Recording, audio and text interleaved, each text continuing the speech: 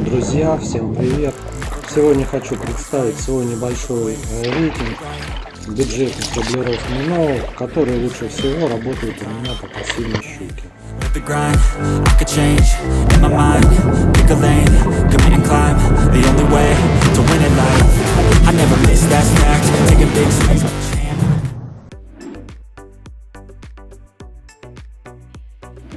Копия Ride and Twitch Minnow. Этот воблер просто отличный охотник по мелководью. Приманка с небольшим заглублением, всплывающая и шумовая. Игра воблера очень впечатляет. На проводке он резвый, может делать крутые развороты, есть роллинг, а также небольшой крен на нос. Щука азартно охотится на этот воблер, порой даже не замечая близость лодки и рыбака. Приманка больше подходит для летней и межсезонной рыбалки. По очень холодной воде уже перестает работать. Пожалуй, подойдет для ловли средней пассивной щуки. Совсем мертвую, конечно, не поднимет. Но в целом воблер очень и очень хорош.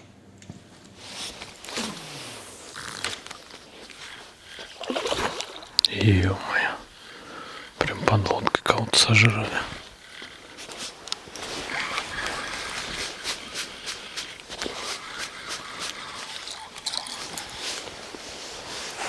Ну-ка, пока ты здесь. Давай-ка мы тебя.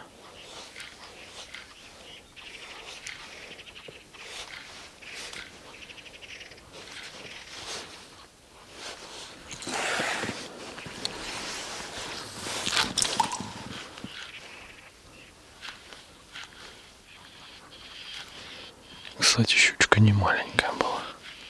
Ух ты, вот она рядом. Ну, атакуй.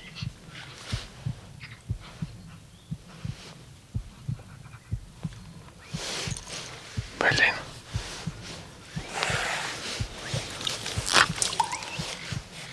Прям рядом тут охотится.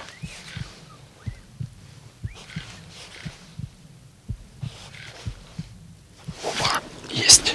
Захватила.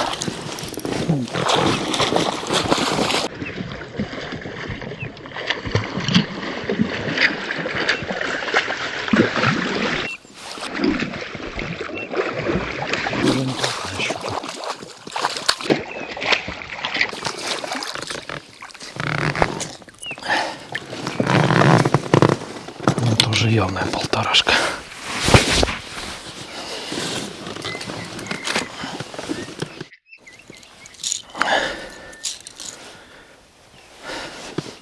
Гляньте, какая красавица. Видел, как она охотилась тут рядом.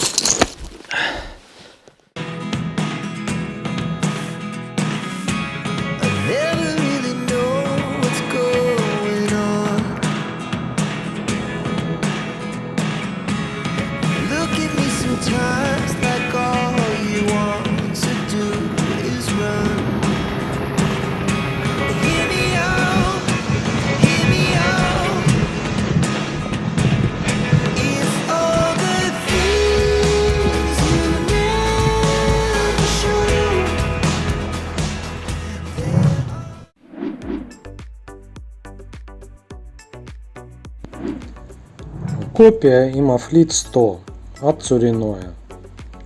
Это очень резвый воблер с хаотичной игрой и небольшим заглублением.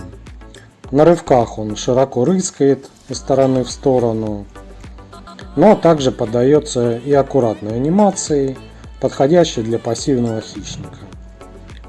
Особенно впечатляет его устойчивый роллинг, долго распространяющий колебания.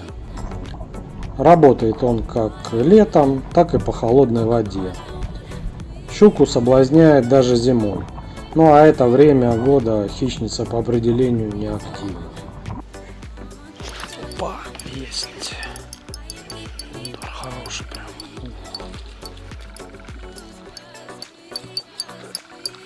Все, я не ожидал, конечно. Пойму, что он там забагрилось, что ли, что нет.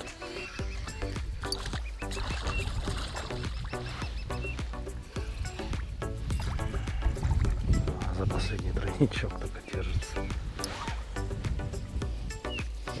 Красоточка. Тихо, тихо, тихо, тихо.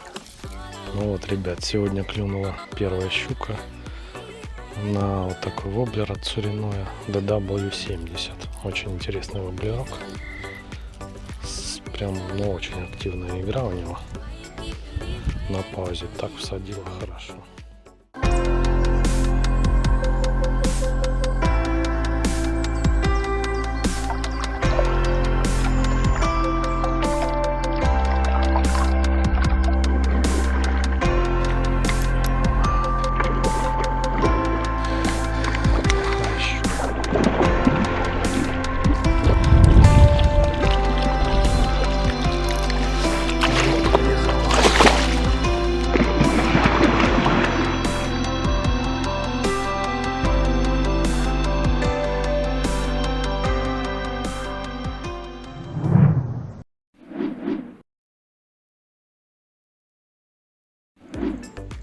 Orbit 80. Это у меня копия Orbit 80 от BR King. Воблер, как и оригинал, проверенный годами. Кстати, на данный момент он принес мне самую крупную щуку. Случилось это достаточно давно, в самом начале моего увлечения спиннингом. И я буквально заболел этой приманкой и скупил у BR King весь цветовой ряд на тот момент. Но что характерно, лучше всего у меня работал и продолжает работать золотой цвет. Качество воблера отменное для китайского производства. Покраска ровная, без дефектов, фурнитура надежная, но иногда у BR King проскакивает брак. Мне, например, в один из воблеров забыли положить огрузочные шарики. В целом воблер стабильно ловит щуку и окуня и частенько выручает при ловле пассивной щуки. Анимировать его можно по-разному, но Twitch предпочтительнее. Кстати, свой главный трофей я взял на простую проводку Stop and Go. На рывковой проводке воблер аппетитно клюет носом, всем своим видом напоминая кормящегося малька. Ни одна щука не устоит против такой провокации, даже не активной. Речь у нас сегодня идет о бюджетных воблерах, но при этом никогда не помешает дополнительная экономия. А сделать это можно с помощью кэшбэк рублями за все с картой Тинькофф Black. Вы можете получать до 15% кэшбэк за выбранные заранее категории трат и до 30% за покупки по спецпредложениям. Оформляйте Тинькофф Black по ссылке в описании и получите ее бесплатное обслуживание навсегда.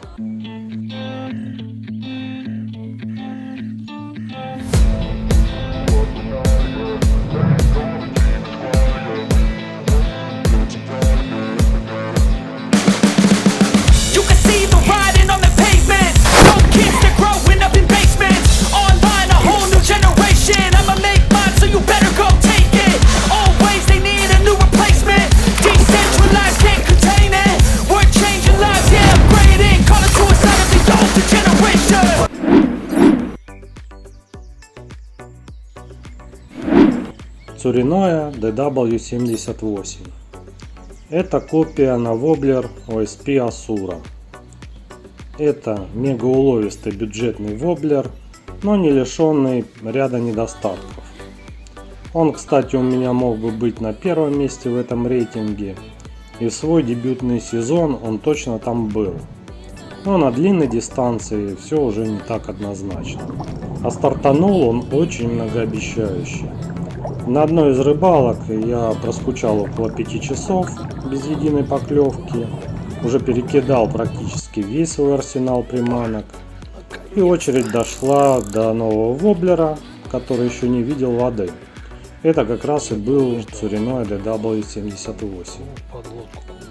И через несколько забросов я почувствовал уверенный щучий удар в руку и припарковал первую щуку отличного размера. Следующая короткая серия проводок принесла еще одну щуку, затем еще. Так с одного места я вытянул 3 щуки. Немного переплыв, взял еще 2, одна из которых была уже трофеем. 5 крупных щук после 5 часов пустых очень впечатлили, согласитесь. Но, как говорится, одна рыбалка еще не показатель. Я начал пробовать этот воблер на других водоемах, и везде он приносил рыбу. Даже там, где не клевало ни на одну приманку. И постепенно я начал ставить DW78 с самого начала рыбалки, как индикатор наличия хищника, и он превратился в приманку-разведчик. Очень удачное сочетание формы, шумовых характеристик, заглубления и занимательной игры позволяют соблазнять щуку, а также крупного окуня даже в зимнее время года по максимально холодной воде. Приманке доступен очень широкий спектр анимаций, возможны как и быстрые, агрессивные проводки, так и умирающий твичинг. Также есть своя игра и на равномерке. Работает он как на течении, так и в стоячей воде. Кстати, плавучесть воблера близка к заявленной нейтральной, но вот у меня с поводком струной он медленно тонет. Ну а теперь о недостатках. Основной минус данной приманки – это непрочная передняя лопасть. У меня уже сломалась пара воблеров по этой причине. Один от удара об лед, другой от удара об ветку. У товарищей и подписчиков примерно такая же ситуация. Второй уже субъективный недостаток заключается он в том, что воблеру для закрепления в роли разведчика немного не хватает дальности заброса, из-за чего он у меня был вытеснен лидером данного рейтинга, но о нем уже позже. К третьему недостатку можно отнести слабоватые крючки у данной модели, хотя ни одна щука не ушла по их вине, но править их периодически приходилось после серьезных поклевок. Ну а так воблер очень хорош и достоин оказаться в коробке спиннингиста. Только не Санди.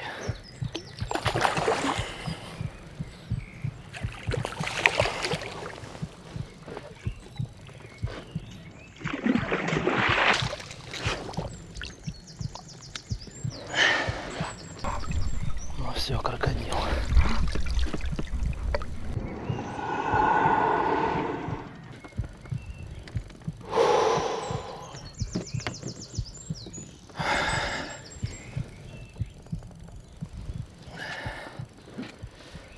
Это крокодилище.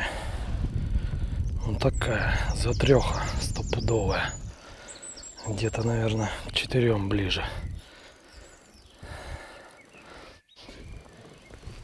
Посмотрите, как заглотило. Фу.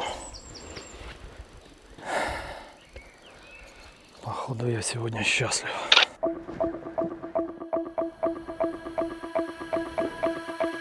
Хорошая щука.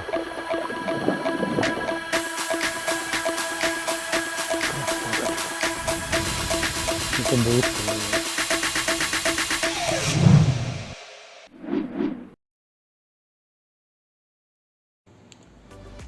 Лидер данного топа Tsurinoya DW76. Это прекрасный воблер с наиболее оптимальным сочетанием технических характеристик. Приманка обладает вытянутой формой, характерной для класса Minnow. Оснащена она качественной фурнитурой, На борту есть два надежных крючка, а также заводные колечки правильной формы. Мощнейшее преимущество по сравнению с DW78 – это его качественная система дальнего заброса, которая сделана с помощью нескольких перекатывающихся шариков. Система эта хоть и не магнитная, но продуманная и реализована очень хорошо, что позволяет забрасывать приманку максимально далеко. А это очень сильно увеличивает диапазон применения воблера. Его можно использовать как в береговой рыбалке, так и с лодки.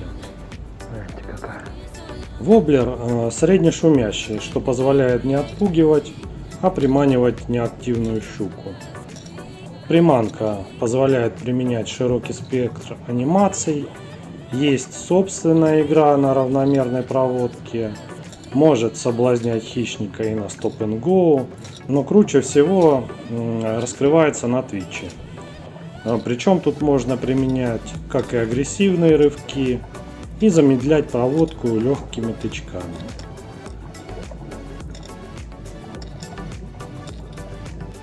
Поклевки на цуриное DW76 почему-то особенно злые. Не знаю, с чем это связано, но вот у меня происходит именно так. Часто удар следует класса «отдай спиннинг». Переловил я на него уже очень много щуки, особенно в осенний и зимний период, по очень холодной воде, когда щука максимально неактивна, однако не может не соблазниться на такую добычу. Кстати, по сравнению, например, с предыдущим воблером, он, возможно, немного уступает в уловистости, но благодаря более дальнему забросу, а это позволяет облавливать большую территорию с одной точки, я его использую в качестве воблера-разведчика. А это, в свою очередь, позволяет приманке чаще встречаться со щукой и приносить трофеи. Смотрите какая. Блин, дождь не дает нормально снять. Гляньте. Красотка какая. Ух. Такая в районе. В общем, всячески рекомендую вам пополнить свой арсенал данными воблерами, если, конечно, вы этого еще не сделали. Также в комментариях делитесь своими топовыми воблерами для неактивной щуки. А у меня на этом все. Подписывайтесь на этот канал и на мой новый телеграм-канал. Всем счастливо, всем пока. I know you told your friend you're not okay, and tell me what's wrong and why you never said you felt that way. And guess you're trying to stay strong and fake a smile until I look away. But I've known you too long, it hurts to watch your blue eyes fade to gray as you fade away.